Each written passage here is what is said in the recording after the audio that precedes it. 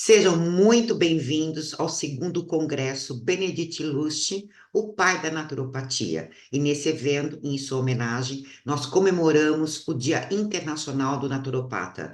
Eu gostaria de agradecer o comitê de organização do Fórum Pan-Americano de Naturopatia, especialmente quero agradecer também a FENACO da Espanha, a ABRAT do Brasil, a ONG Terra Luz do Brasil, e todas as associações e federações que concedem para nós essa oportunidade. A minha ponência hoje vai ser sobre a abordagem naturopática em um funcionamento alextimínico e como essa condição pode impactar na decisão do naturopata. Então vamos lá, começando a minha apresentação. Meu nome é Lucila Turini, eu sou vice-presidente da APORT, Associação Portuguesa dos Terapeutas Holísticos, aqui em Portugal, e no Brasil eu sou diretora de cursos da Uniabrat. Então vamos lá. Qual seria e qual vai ser, na verdade, o conteúdo dessa ponência? Nós vamos falar sobre o que é a alexithymia, quais são os critérios observáveis, quais as causas, as diferenças entre emoções, sentimentos e a mente, como é a condição, essa condição, né, pode estar impactando ao processo terapêutico. Vamos falar de algumas sugestões para os profissionais naturopatas, indicações da literatura complementar acerca do assunto e vamos dar algumas referências. A minha justificativa para a escolha desse tema é para que possamos identificar formas de comunicação terapêutica e técnicas que reduzam as características alextimínicas. Alexithymia deriva do grego e do latim. O A significa sem, lexos significa palavras, timos significa para emoções, portanto, sem palavras para as emoções, né? Então, é uma incapacidade de determinar nomes, palavras para uma experiência emocional. Então, é disso que se trata a alexithymia. Os critérios que nós observamos, e é um critério, logicamente, de base, a partir dele é a nossa intervenção, no sentido de estar aplicando inventários, fazer a própria anamnese, aplicar alguns questionários.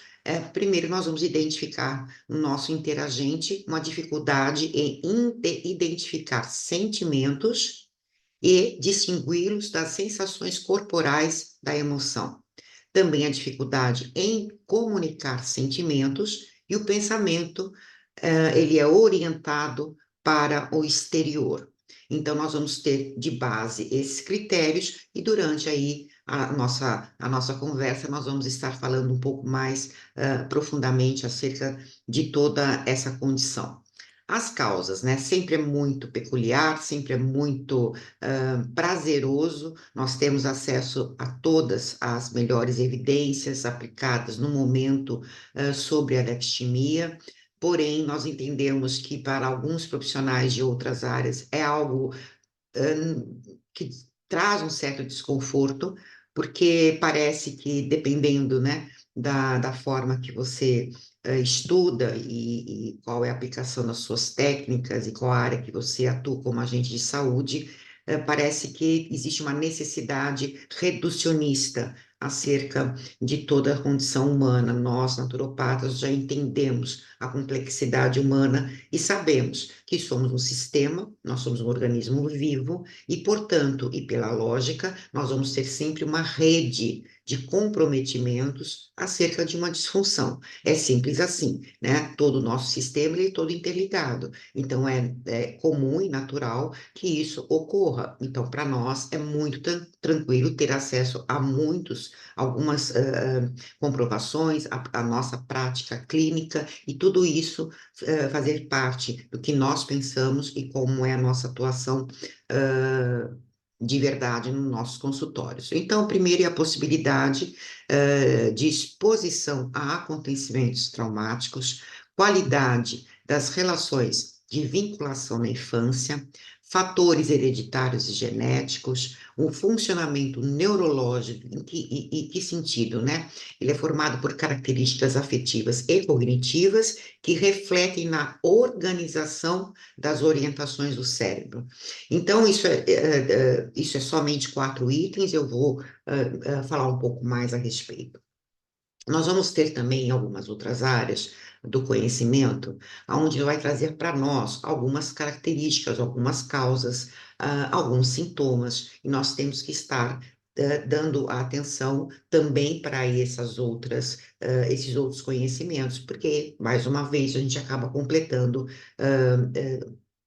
o nosso atendimento e a probabilidade de quando nós estivermos fazendo a intervenção, que a gente tenha sucesso, que a gente tenha um bom resultado. Então, nós vamos ter dentro da psicanálise alguns mecanismos que vão explicar essa dinâmica intrapsíquica, não é? Nós vamos ter aí Freud falando de uma condição onde existe o prazer, o desprazer, e quando isso ocorre, nós vamos ter o conhecimento do que é suprimido, do que é de alguma maneira, nós temos, porque logicamente que esse conteúdo todo ele é inconsciente, portanto, nós precisamos estar investigando para trazer à consciência esta condição para o nosso interagente, porque faz parte também da nossa formação, a educação do nosso interagente. Nós necessitamos estar educando, informando acerca das suas dores, da sua angústia, o porquê delas, quais são as maneiras que nós trabalhamos para que isso seja superado. Então, nós temos também como passar para o nosso interagente todas as informações para que ele possa não somente ter mais recursos internos no aqui, agora, no presente, mas em outras oportunidades, quando ele identificar qualquer tipo de movimento, não é, aonde ele já percebeu qual é a ressonância, ele novamente trabalha com seus recursos e regula ali o que for necessário. Bom, então, eu queria deixar claro nesse momento a seguinte informação. Nós vamos encontrar algumas patologias, algumas disfunções, alguns transtornos, algumas condições, como eu gosto de chamar, né? Que realmente nós vamos ter um comportamento alextimínico ali agregado. Como vamos ser também na população clínica, pessoas que não têm nenhuma comorbidade, elas não têm um histórico, nenhum facilitador ou alguma doença de base para ter o comportamento alextimínico. Então, isto posto, nós nunca vamos falar que este comportamento, essa condição, é um traço de alguma patologia. Então, nós vamos encontrar transtornos alimentares, borderline, depressão, ansiedade, o espectro autista, nós vamos encontrar dependência de substâncias, tudo isso nós vamos encontrar esta condição. Então, não é um traço exclusivo nem específico de nenhuma dessas condições, né? Então, como é que nós vamos estar informando e já trabalhando com essa afirmativa, porque é muito comum e até relativamente fácil, ou melhor dizendo, esperado, que uma pessoa que tem um transtorno borderline, por exemplo, ela tem tantas questões, ali está uma condição também da alexithymia, por exemplo, ou qualquer outra, mas vamos falar da alexithymia, e que o profissional, ele como vai colocar em níveis, né, de prioridades, o que realmente afeta o cliente naquele momento, ele vai fazendo todo o seu trabalho de investigação e tudo mais, e a alexithymia fica ali meio como se fosse um traço borderline. Aí você dá boa tarde, boa noite para o borderline, entra uma pessoa com ansiedade, com estresse pós-traumático, ali tem um comportamento igual do borderline, então é relativamente esperado as disfunções. E quando isso não acontece? E quando o seu atendimento ele é impactado por uma condição que você não consegue identificar porque não tem nenhuma comorbidade com a doença de base, por exemplo. Então, é nesse sentido que eu escolhi, inclusive, esse tema, né? Especificamente quando e para a população clínica que não tem absolutamente nenhuma comorbidade. Portanto, o correto, então, não é um traço de nenhuma doença, né? Porém, ela está em comorbidade com algum tipo de condição. Então, a pessoa tem transtorno alimentar e alexithymia. Ela tem depressão e alexithymia. Nós vamos ter, é verdade, em algumas personalidades, né, um pouco mais de gatilhos e facilitadores para ter um percentual altíssimo, né, de pessoas nesta condição. Mas isso não é a mesma coisa em dizer que uma patologia, uma doença, uma condição, uma disfunção ou um funcionamento neurológico, ele é exclusivo, né? Os estudos da alexithymia começou nos parâmetros da psicossomática, né? Mais rapidamente isso foi derrubado justamente por encontrar pessoas que não tinham de verdade nenhuma condição pré-existente para poder dizer que é um traço da doença X ou Y, né? Mas os somaticistas estão também nessas possibilidades de ter esse tipo de funcionamento. Então, é disso que se trata. Então, para nós é muito tranquilo, como eu disse, estar lidando com toda essa complexidade, porque é um grande pecinhas, né, que nós precisamos estar encaixando. Então, é assim mesmo, quando a gente debruça em um atendimento, em um caso clínico, nós vamos ter todas essas variantes, porque é disso que se trata a nossa condição, certo? Então, vamos seguindo mais um pouquinho. Bom, eu vou começar então com algumas comprovações, algumas localizações e funções, aonde nós vamos encontrar dispositivos, facilitadores, gatilhos, condições, aonde essa condição alextimínica está ali alocada. Então, em relação à localização e função, eu vou destacar uma só. Não tem como eu ficar falando somente dessas questões neurológicas, neuroanatômicas, de neuroquímicas ou neurotransmissores. Mas eu destaquei esse documento da Organização Mundial da Saúde, esses dois cérebrozinhos que estão rodando exatamente a localização deste documento no nosso cérebro, né? Então, se vocês derem uma lida, nós vamos falar aqui da região órbito-frontal, né? E do CCA.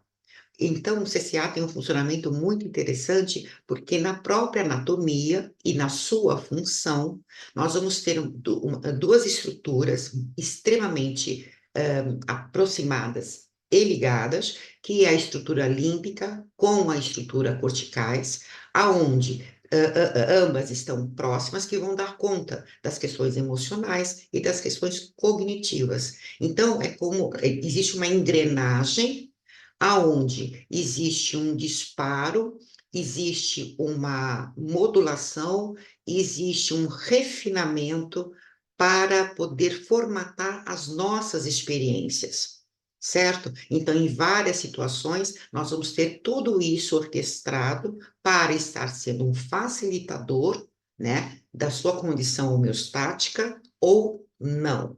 Eu, particularmente, lógico, vou estar priorizando aqui o ou não, né? Então, as disfunções, quando tudo isso pode estar comprometido ou nessa engrenagem de funcionamento disfuncionais, aonde se traduz, ao final, a um tipo de condição, como é o caso da alexithymia.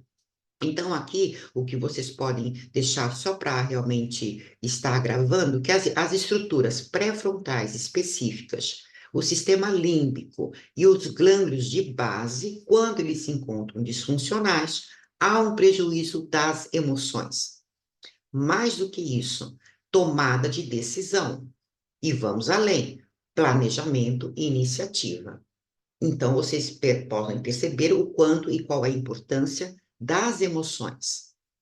Dentro do meio acadêmico, principalmente da parte de psicanalistas e psicólogos, né, até porque a teoria é essa mesmo, em alguma medida, tenha o discurso de que a consciência, o raciocínio, a parte intelectiva e tudo mais, ela deve ser priorizada, porque ela é importante, porque afinal de contas, nós, seres humanos, estamos superiores nesse sentido e tudo mais, e esquecem de deixar também no discurso a importância das emoções, né?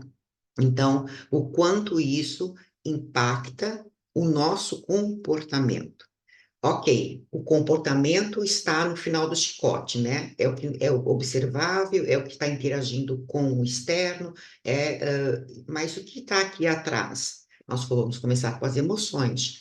Depois das emoções, nós vamos ter os sentimentos. Depois dos sentimentos, nós vamos ter o pensamento. Depois do pensamento, nós vamos ter o comportamento. Então, o profissional tem que entender toda essa sequência, né? Porque aqui no final nós vamos ter um comportamento que ele pode ser, e neste caso particularmente, que ele é disfuncional, certo? A própria genética veio dizendo para nós também, dentre várias posições, que a genética, não é? Ela aponta-se uma importância grande em fatores ambientais no desenvolvimento de um funcionamento alex-tinímico, né? Então, logicamente que a amostra sempre vem a partir, ou quase sempre vem a partir de gêmeos, né? Por óbvio, né? Então, a hipótese de uma relação entre a aleximia e a genética parece ser corroborada ao se encontrarem menos diferenças entre gêmeos monozigóticos, monozigóticos do que dizigóticos. Então, para ir além também de algumas pesquisas, nós podemos dizer o quanto o fator ambiental ele está influenciando em uma disposição, uma disfunção. Então, houve um estudo também super interessante, né, de campo, acerca de 15 famílias assintomáticas para doenças de base correlacionadas e tudo mais, e aonde encontrou-se ali este tipo de comportamento em crianças e pré-adolescentes, por vezes pai e mãe também, e foi determinado, ou pelo menos o recorte foi feito em questão de padrões. Então, se teve uma aproximação do padrão de mães com histórico de estresse crônico e pais que tinham dificuldade de expressar afeto. Então, era uma condição do ambiente, não, que também colaborava para, na fase adulta, a pessoa desenvolver essa condição alextimínica, certo? Então, nós vamos ter ali, para além disso, outros marcadores que vão estar dizendo para nós o porquê essa condição, dessa dificuldade, essa incapacidade de nomear as suas emoções. E eu quero deixar também muito claro que isso não tem absolutamente nada a ver com não sentir. Não é porque a pessoa não sente, não é porque a pessoa não se emociona, não é porque a pessoa não tem empatia, nada disso. Ela simplesmente, o seu corpo, ela tem sentimentos, ela, quando vai tentar verbalizar, ela não consegue associar. No popular, ela não consegue dar nome aos bois. E isso dificulta imensamente as relações com as outras pessoas, com terceiros, incluindo os naturopatas. Porque a pessoa, quando ela está no nosso consultório, ela tem uma queixa muito vaga e ela não sabe dizer e nomear. Isso para as coisas relacionadas sempre ao movimento do corpo, um tipo de emoção, ela não sabe dizer e nomear, quando ela leva para o pensamento, ela não sabe identificar. Afinal de contas, aquele conforto, desconforto, aquele prazer e desprazer, ou, enfim, que nome é isso tudo? Então, para ela poder se ajustar, ela joga isso tudo para o externo, então ela começa a precisar de terceiros para dizer como ela sente. E vocês imaginam o tamanho da confusão, né, do descompasso de uma pessoa que não sabe nomear e declarar, falar, verbalizar identificar primeiro e depois verbalizar. Então, é nesse sentido que impacta bastante o atendimento do naturopata, porque você precisa achar caminhos, dispositivos para que esse interagente possa começar a aprender a falar de que aquela onde dói, e dói por quê, certo? Então, nós encontramos esse tipo de interagente que é extremamente difuso a narrativa, é, são narrativas empobrecidas de representações simbólicas, porque esse também é uma questão ah, relacionada com a dificuldade. Então, precisa ter, né, essa amostra de identificação, esse estímulo para a fantasia, para o mental, para poder achar e poder se comunicar de uma forma precisa o que está sentindo, seja à frente de um médico, de um naturopata, de um psicólogo, da sua amada, do seu amado, dos seus filhos, do seu chefe. Então, isso causa, trazendo, desculpa, para quem tem alexia, uma angústia muito grande, né? Ele acaba se relacionando tem uma relação interpessoal, né, de uma forma utilitária, e, por consequência, dependente, né? E de todas as ordens. Ele tem uma dependência de terceiros muito grande e uma tensão interna muito grande. Porque, da mesma forma, porque a palavra, a linguagem verbal e não verbal, um dia a gente pode fazer uma palestra em relação a isso, tem uma importância fundamental para a nossa existência saudável neste planeta, na comunicação com o outro. Não é, saber falar difícil ou não errar como eu estou errando nas palavras, não, é simplesmente não saber identificar. E nós precisamos disso para estar com o outro e para pacificar a nossa estrutura mental, a nossa saúde, certo? Então, a genética ela vem trazendo isso para nós. Eu vou trazer para vocês agora uma frase de um médico neurologista, ele é neurocientista, de referência. Há alguns anos, se tem alguém com uma referência extraordinária, chama-se Antônio Damasio. Então, eu trouxe 3 obras deste doutor. Recomendo fortemente que quem realmente pretende entender sobre emoção e sentimento, leia as obras de Antônio Damasio. Ele é um português, mora há anos na Califórnia, ele é professor de uma universidade, ele tem um centro de pesquisa em neurociência, então ele é uma sumidade nesse setor, né? Então, abre aspas para o Antônio Damasio.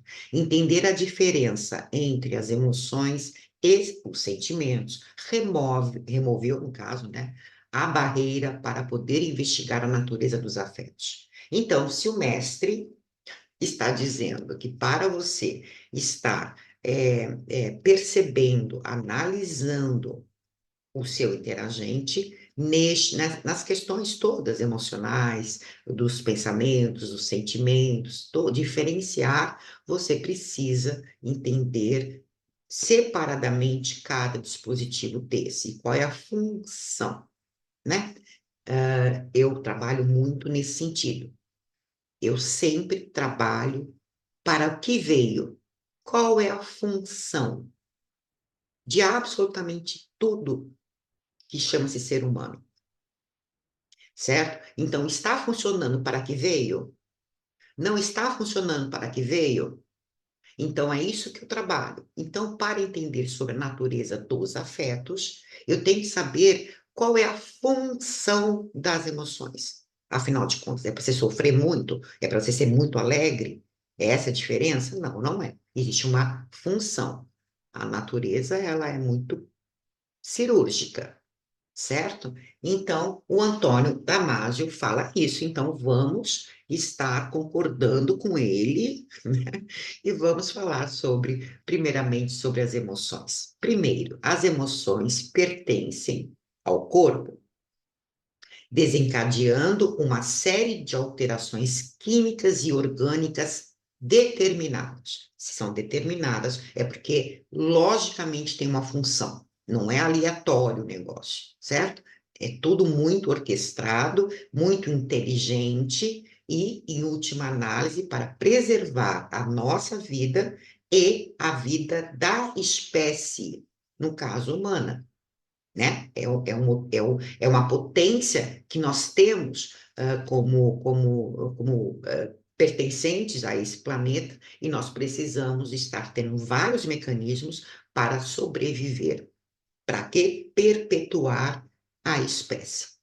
Né? Esse é o seu compromisso, esse é o meu compromisso, porque você querendo ou não, é disso que se trata, certo? Com todos os animais. Então, as emoções pertencem ao corpo, né? Então, já é algo que traz para nós sempre muitas questões, porque é muito comum no popular falar, olha, eu estou com problemas emocionais, e quando a pessoa está falando isso, ela está se referindo a problemas ou disfunções psicológicas, né? Então, há uma diferença aí, porque há diferença na função. Seguindo aí, as emoções são de grande parte inatas, mas, né, isso lá no comecinho das nossas vidas, ali nós vamos ter também as condicionadas e as sintonizadas com a sociedade. Portanto, as emoções passam também pelas questões sociais, políticas, econômicas, absolutamente tudo. Olha a importância, né? Nós somos modulados, tem as inatas, que têm as suas funções, e tem as adquiridas, que nós vamos tendo nós precisamos estar sintonizar com a sociedade, com a cultura, o século, em que momento, em que lugar, tudo isso muda a forma das suas emoções, né? Para o Alex Chimínico, muda porque ele sofre, né? Ele não consegue colocar isso, como eu disse, de uma forma organizada e em palavras e identificar de uma forma precisa o que está sentindo, certo? Vamos ver se tem algum mais outra. A emoção precede os sentimentos, não é o contrário. Eu preciso, meu organismo, a minha parte biológica, precisa de disparos, ela precisa colocar o nosso corpo numa condição, certo? Que a partir dessa condição, eu vou gerar sentimentos. Nós já podemos, por exemplo, falar que a emoção é um processo primário e os sentimentos são um sentimento é um processo secundário. Existe impresso nos sentimentos outras questões, não somente essas emoções que são inatas, que ela tem uma função, certo? Então, todas as emoções precedem os sentimentos, certo? Agora, nós vamos ter, é bem verdade, alguns dispositivos que não passam pelas emoções, passa para rapidamente também para um sistema automático. Eu vou dar um exemplo, por exemplo, da fome, por exemplo. A fome, vamos falar da fome. A fome não passa pelas emoções, certo? Quando eu sinto aquele buraco no estômago, começo a roncar, tá esquisito, o que acontece? O cérebro manda rapidamente para você, então continua sendo o movimento do corpo, mas não passa pelas emoções, tá? Passa pelo seguinte: olha, ali, como nós temos que preservar a nossa espécie, é identificado que você está com fome e você precisa comer porque tua glicose está baixa e se você não comer, você desmaia. Então, nós somos inteligentes a este ponto. Isso tudo de uma forma automática. Então, é mandada uma mensagem dizendo: olha, hora de comer, porque nós identificamos aqui que a sua glicose está baixando, e se você não comer, você vai passar mal. A ideia é te preservar, né? Então, nós temos vários dispositivos para isso, e que bom que seja assim, né? Porque a gente não tem que ficar guiando o coração para fazer a função dele, o pensamento, o cérebro para fazer o que ele tem que ser feito. Então, que bom, né? Que seja dessa forma, porque seria impossível, né? Como eu disse, existem emoções primárias, e eu falei que existe uma função, e a função é a modulação homeostática. É justamente para você ter dispositivos internos, como esse da fome e glicose, aonde você tem esse mecanismo e ele, de uma forma automática, te coloca de uma forma homeostática, né? Daqui a pouco eu vou falar um pouquinho mais sobre ah, esse assunto. Então, vamos lá. O que nós podemos citar em relação a essas emoções primárias? Então, a raiva, medo, tristeza, nojo, o que nós estamos acostumados, né? Tem teóricos que vão jogar 5, outros 8, e tá. E qual é a função? Modalidade básica de processamento em ação. Essa é a função final. Emoção, ação, movimento. É para isso que serve a emoção, não é para você chorar horrores a vida inteira, não era para isso não, tá? É porque tem uma função que ela precisa colocar nós, seres humanos, para ação. Quando eu estou diante do terror e do medo, porque eu tenho uma ameaça à minha frente, né? Eu preciso ter o meu corpo preparado para uma ação. Então, ele é preparado em segundos para a pupila dilata, você tem mais toda a parte de órgãos nobres para você ter condição de suportar aquele impacto, as suas pernas vão ganhar potência, você vai ser redirecionado a rede sanguínea para onde precisa, os músculos vão ficar diferentes para você correr, porque afinal de contas está diante de uma ameaça. Diante de uma ameaça, então pronto, é uma ação, é uma emoção e eu preciso agir porque eu estou à frente de um leão, certo? Então eu não posso chegar à frente do leão e ficar, né, na parte intelectiva, racional e medindo a distância entre eu e o leão. Não, nesta hora, para preservar a sua vida, todos nós precisamos correr. Em algumas oportunidades, dependendo, a gente vai lutar. E o corpo vai estar preparado para isso, certo?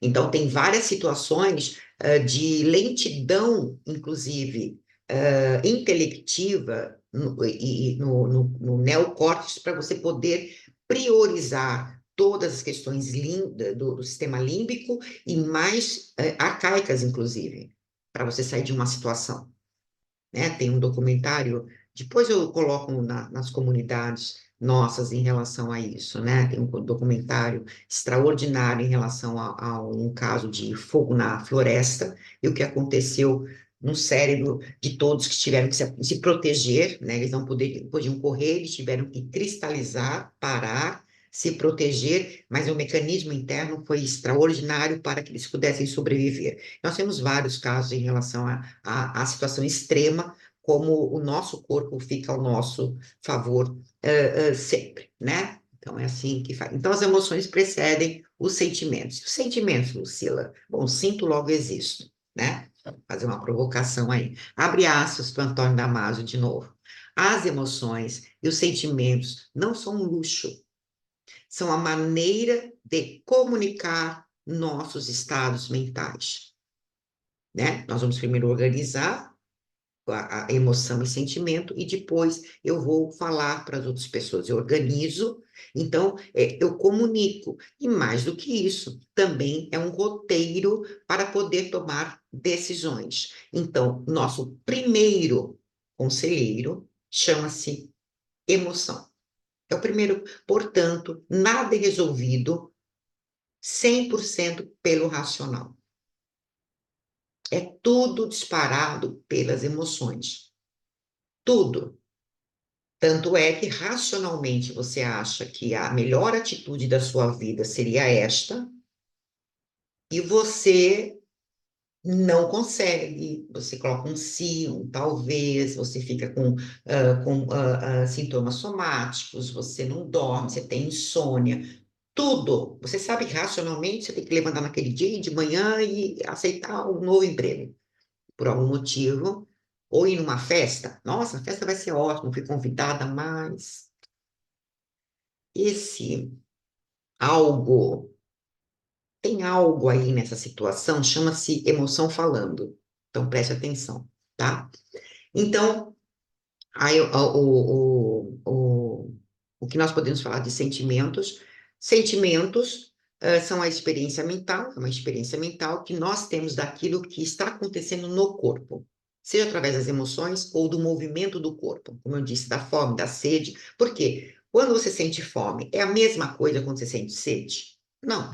Vai ter dispositivos ali diferentes para você de para ação. Quando estou com sede, eu bebo água, porque eu vou desidratar. Isso também é avisado para você. É o movimento do corpo avisando uma ação, certo? E tem através também do medo, da raiva, e assim por diante, como eu já conversei com vocês.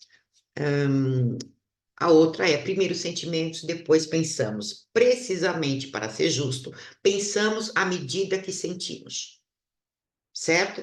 Pensamos à medida que sentimos. Voltando para as características da alexitimínica. Se eu penso e sinto, se eu não sei o que eu estou sentindo, não sei nomear o que eu estou sentindo, acaba comprometendo o quê?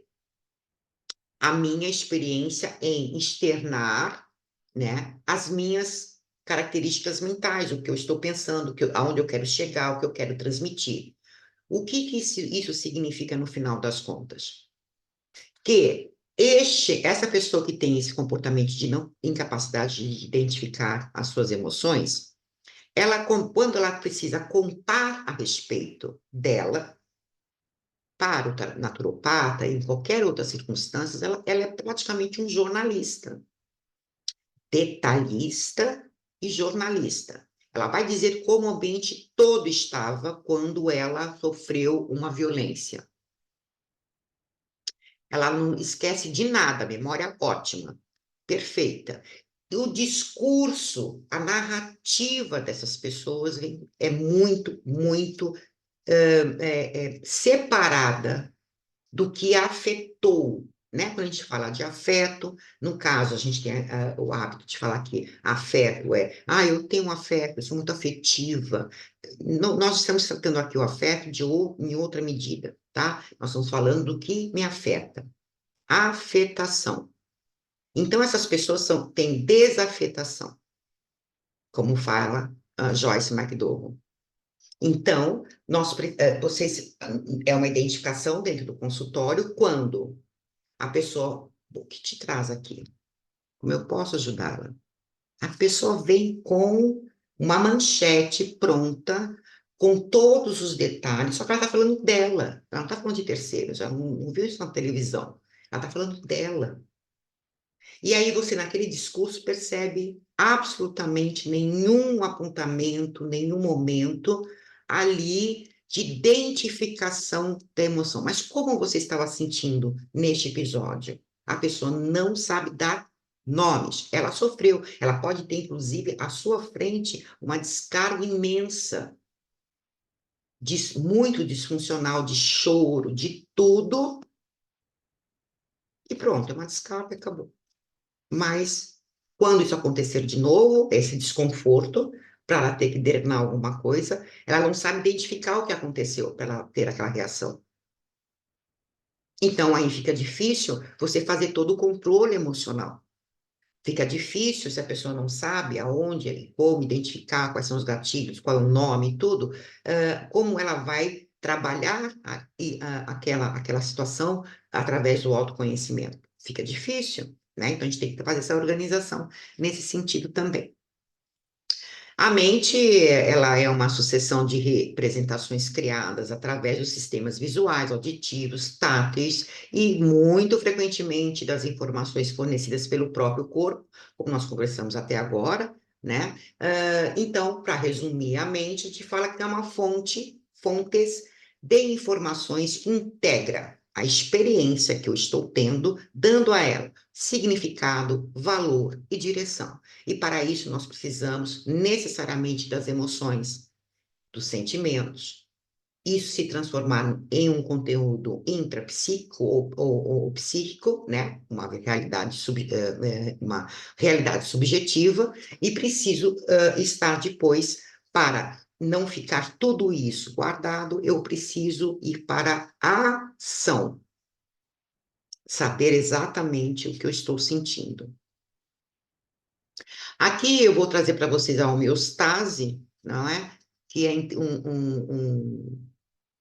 que tem muito a ver com o que nós estamos falando, certo? Este bonequinho eu gosto muito, porque é exatamente isso é a homeostase, ou homeostasia, como alguns falam também, né? Eu vou trazer aí também três indicações de livros. Então, a homeostase é a capacidade de autorregulação do nosso corpo. Eu levo um impacto muito grande, um susto muito grande, a minha PA sobe, meu coração dispara, eu provoco hiperventilação. Ok. Passou-se um tempo, depois daquela descarga toda de adrenalina, cortisol que nós recebemos, o próprio organismo volta às suas taxas normais. Ela entra novamente num platô normal.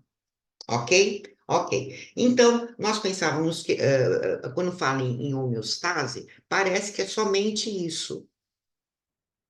Não, tudo vai estar impactando as nossas reações e, portanto, uma hora eu estou em equilíbrio, outra hora eu estou sem equilíbrio, uma hora eu estou com equilíbrio, e essa é a demanda. Que demandas todas que nós temos, que tem a capacidade de tirar a gente do estado homeostático, todos, tudo, absolutamente tudo, desde as questões orgânicas, porque se eu tenho, por exemplo, uma hipertensão, eu desenvolvi, abri um quadro hipertensivo, por exemplo, eu posso apontar, né, o consumo de sódio, eu posso já colocar também o estresse, eu posso colocar a parte genética, posso colocar a parte hereditária acerca daquela condição, daquele meu interagente. Por exemplo, eu sei nomear o que aconteceu anteriormente, quando é genético, hereditário, através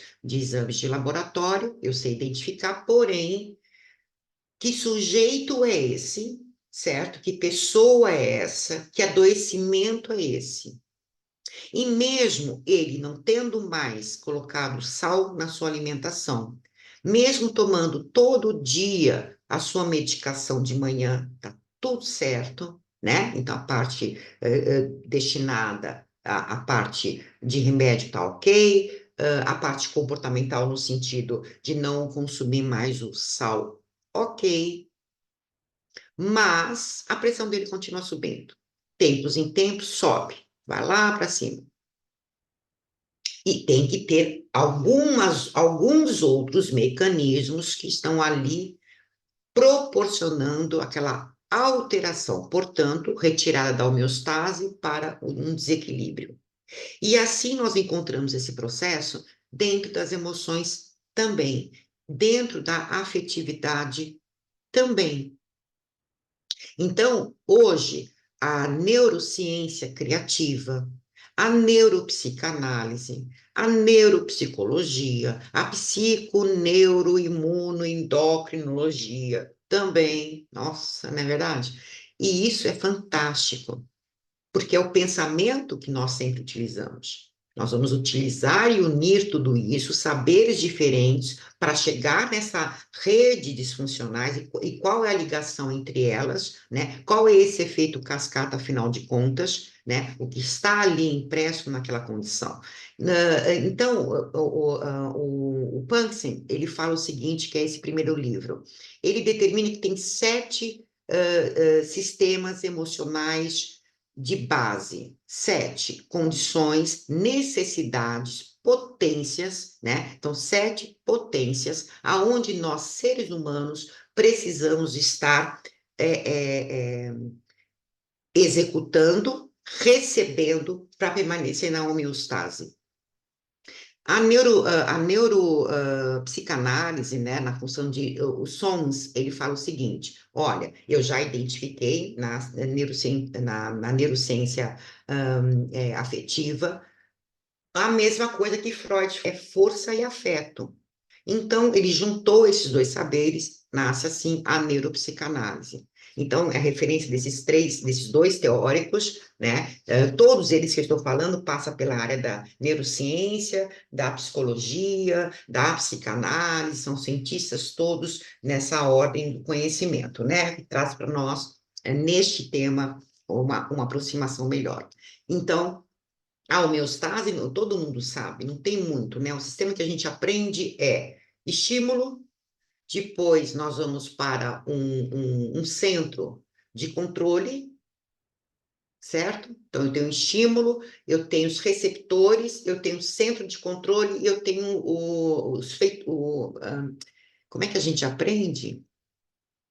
Efetores. É mais ou menos isso, né, lá atrás, mas é isso mesmo. Então, é o nosso corpo que ele autorregula para colocar a gente numa condição homeostática, porque nós vivemos com isso. Qual é a função?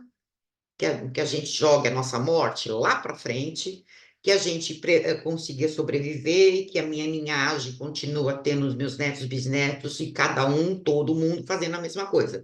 Então, essa é a função, né? De deixar você com dispositivos de autorregulação que chama-se homeostase. E tem outras variações, né? Que não vou poder falar em relação a esse assunto agora, né? E essa palestra vai ficar bem extensa. Para o funcionamento aleximínico, nós sugerimos o quê? Que as intervenções sejam mais focadas nas dificuldades de regulação do afeto do que nas suas consequências. Somos, afinal de contas, um veículo para o interagente traduzir as suas emoções. Então basta você, profissional, trabalhar, o foco é esse, regulação do afeto. Esse é o foco. Eu vou um pouquinho para lá, um pouquinho para lá, logicamente, ver os sintomas daquele estado atual do meu cliente, a queixa principal dele e a causa possível. E quando você tem a formação, você pode estar também trabalhando em sessões e vários, acompanhar o seu interagente, né? Então, por quê? Porque através da regulação do afeto, eu vou conseguir atingir. Eu venho com as minhas terapêuticas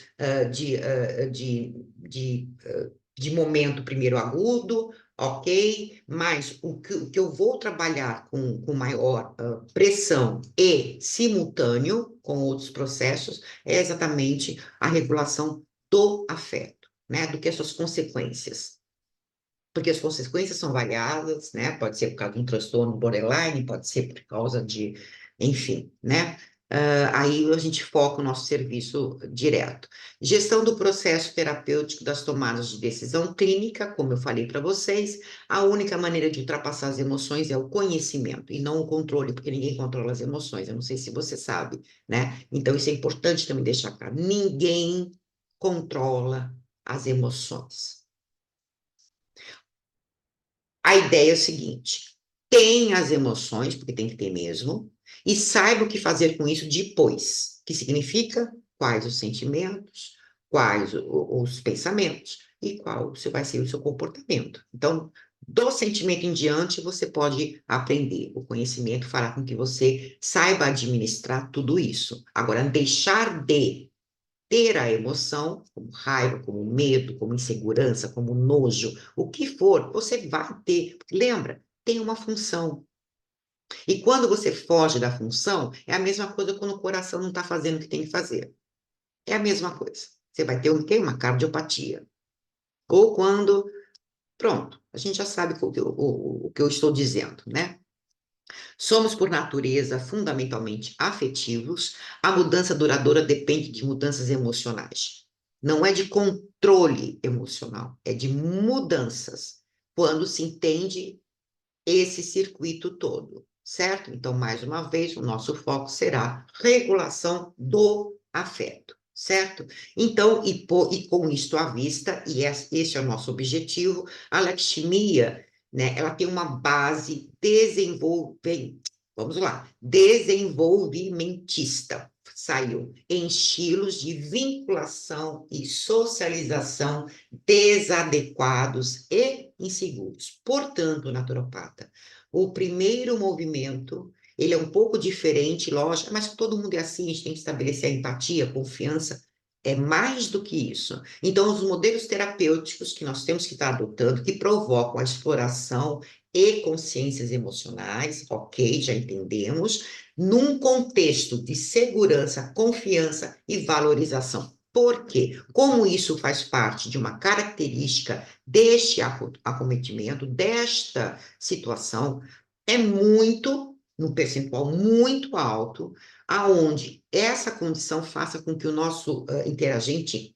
ele tenha baixa adesão ao tratamento. Isso mas qual é a minha responsabilidade? Ele pode piorar, dependendo do motivo pelo qual ele te procurou, a sua própria saúde. Então, e nós já sabemos de antemão que existe um percentual alto, né, que vai fazer com que ele tenha uma baixa adesão. Então, porque ele precisa inicialmente desse lugar seguro, ter confiança, se abrir com você no sentido, lembra, ele tem uma relação interpessoal utilitária. Nós temos que ultrapassar essa barreira. Perfeito? Então, seguindo aí mais um pouco. Vamos lá.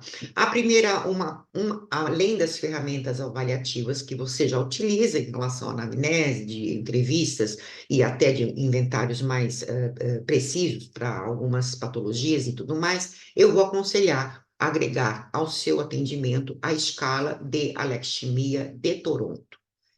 Eu aconselho a sempre usar. Não é quando você desconfiar naquelas 3 orientações de base, não.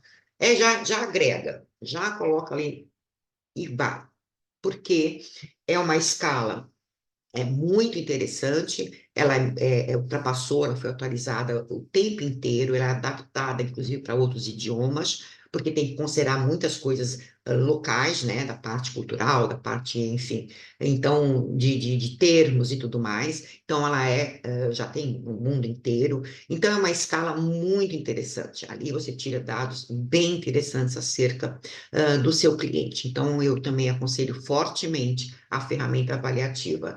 E também aconselho para vocês essa roda das emoções, né? Então, o Plunkett, ele fala o seguinte, que essa roda que ele elaborou, são todas emoções biológicas de base, tá? Ele, no caso, como eu falei, lembra, tem 5, tem 8, ele destaca 8, admiração, terror, assombro, angústia, repugnância, ira, vingança e extasia. Então, ele colocou essas 8, e o resto da florzinha toda vem a ser o quê? O que dispara um comportamento de alto valor de sobrevivência. Lembra? Eu falei as causas, por que que tem as inatas, qual que é a função. Ali ele dá um panorama de situação, de possibilidade das emoções inatas, para você entender o comportamento também com um valor de sobrevivência. Então, eu não vou poder explicar para vocês nesse momento, mas tem 2 tipos de leitura que nós aplicamos nesse método, que é a leitura entre vamos supor, eu dar um exemplo rápido aqui, entre ira e vingança, eu tenho a agressividade. Então, eu junto 2 de base, 2 emoções inatas, e vou ver aqui qual é o nome. Entre a ira, a repugnância, eu tenho o menosprezo. Eu tenho esse comportamento e que ele tem valor de sobrevivência e ele vem a partir de uma emoção inata. Então, esse algo interessante para falar para vocês. A pessoa que tem as características alextimínica, como é que é? Ela tem a flor? Tem. Ela tem exatamente o formato da flor, com esses pontinhos, tem. Ela tem as flores, aqui a parte é verde, amarela, laranja. Ela tem isso? Tem também. O que que ela não tem, então? Os nomes. É um lugar, é como se recebesse uma flor, é um formato de flor, você reconheceu que é flor, tem uns pontilhadozinhos, tem uma cor muito bonitinha, tá tudo certo. Mas para que serve isso? A pessoa não tem os nomes, então não tem como eu ligar o verde escuro com verde, a não ser a parte de cromoterapia no sentido de decisão de cor de parede, né? Essa cor tal com essa cor tal, ou um quadro, serve talvez para isso. Mas se eu falar com uma pessoa que tem problemas com as emoções, e esse é o queixo principal, eu vou falar o quê? Olha, o verde claro com o verde escuro vai dar um verde mais ou menos. O vermelho, não, precisa nomear. É disso que se trata. Aí você, com a sua criatividade, você faz isso junto ao seu cliente, ele pode levar essa florzinha e quando ele perceber algum tipo de disparo de algo que ele saiu da homeostase dele, para ele tentar identificar. Simultaneamente, a indicação de filmes, aliás, falando em filmes, séries, é interessante ter na anamnese também qual é o seu personagem de todos os filmes que você viu, de todos os gêneros que você gosta, qual é o personagem que você gosta? Qual o personagem que você tem total aversão? E você, antes, entre uma sessão e outra, antes de falar, tentar analisar antes de ter todos os dados, que você não vai ter, porque nem o teu cliente tem, ele não sabe, né? Isso, você vai vendo, vai analisando quem? O personagem. O gamer, o personagem, a série, aonde quando eu vi aquela cena, eu me senti, nossa, estranho, me senti estranho. Estranho como? Não sei. Então, você talvez o profissional vendo a cena vai entender e vai sugerir, olha, aquela cena provocou em mim, provoca na maioria das pessoas, estatisticamente falando é isso. E aí ele vai aprendendo a dizer quando está bem, quando está mal, quando está muito mal e saber o porquê. Tá bom? E dar nome e se comunicar, tá bom? Então, essa é a nossa florzinha linda. Logicamente, nem vou me demorar muito, que já demorei bastante nessa ponência. É, logicamente, suplementos, plantas, aromaterapia, florais, tudo que é para regular, ajudar o sistema nervoso, né? A regular as emoções e a afetividade. Então, todo, e toda a parte energética, tudo que você sabe, você, para este seu interagente, você vai priorizar tudo que pode regular as questões afetivas, tudo que passa por essa ordem. Logicamente, a homeopatia, logicamente, os fitoterápicos, nutracêuticos, tudo que pode também, através de alguns princípios ativos, né, está colaborando, lembra, com aquele sistema límbico, com aquela parte dopaminérgica e tá, que nós vimos. Então, você reúne tudo isso e foca a sua decisão a partir desse tipo de objetivo e para ter um resultado bom. Então, lógico que em linhas gerais era mais ou menos isso que eu tenho que falar. A educação nós sabemos que faz parte e é um papel crucial para a abordagem da saúde e da medicina naturopática, né? Nós temos sempre a obrigação de estar orientando os nossos interagentes para ele ter recurso. Então, a autorresponsabilidade, a autotransformação, a autopercepção. E é disso que se trata o nosso trabalho, né? E agora eu perdi, ok, voltou. Então, pronto, gente, muito obrigada por estar comigo até agora. Espero que todos tenham visto todas as palestras ontem, do dia 3 de fevereiro, foi o dia inteiro de palestras, hoje também, né? Vai até, se não me engano, até às 20 horas. Então, espero que vocês tenham aproveitado tudo que eu consegui falar para vocês, tá bom? E até a próxima.